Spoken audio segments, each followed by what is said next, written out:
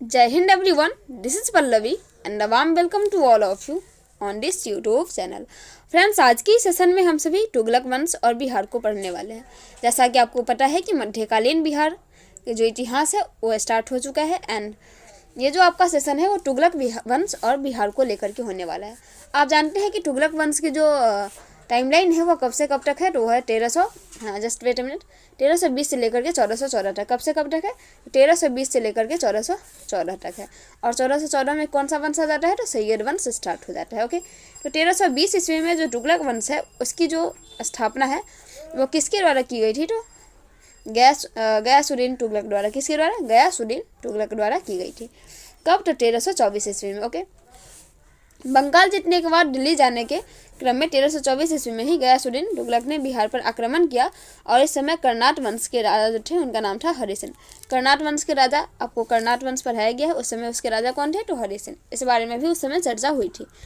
Okay, इसके बाद आप यह देखेंगे कि इसमें हरिसेन की हार होती है और वो नेपाल चले जाते हैं। इस प्रकार कर्नाट वंश को दिल्ली सल्तनत का हिस्सा जो है गयासुद्दीन तुगलक ने बनाया। और फिर मोहम्मद बिन तुगलक ने क्या करा था कि बिहार की जो राजधानी है वो किसको बनाया था? तो बिहार शरीफ को बनाया था। बिहार की राजधानी किसने बनाया था?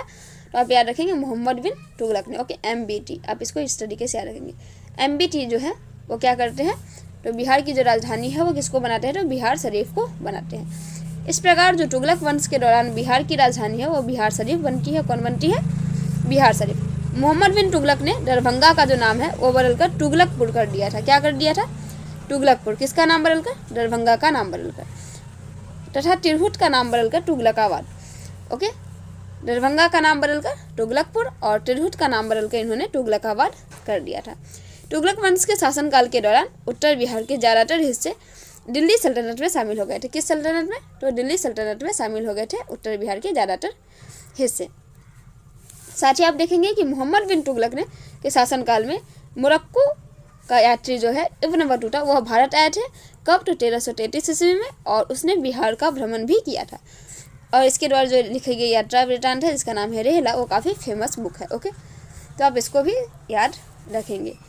साथ ही आप यह याद रखेंगे जो लास्ट पॉइंट है कि फिरोज शाह तुगलक ने के शासनकाल में शाहाबाद के क्षेत्र जो कि भोजपुर, बक्सर, कैमूर, रोहतास था वो किसके नियंत्रण में था? तो उस समय फिरोज शाह तुगलक के ही नियंत्रण में था। ओके, तो आप इस बात को भी याद रखेंगे। तो चलिए, आज के सेशन में इतना ही। हम फिर मिलते हैं अगले सेशन में नए टॉपिक के साथ। तब तक आप सभी अपना ध्यान रखें। हमारे साथ अंत तक बने रहने के लिए आप सबों का बहुत बहुत धन्यवाद। जय हिंद।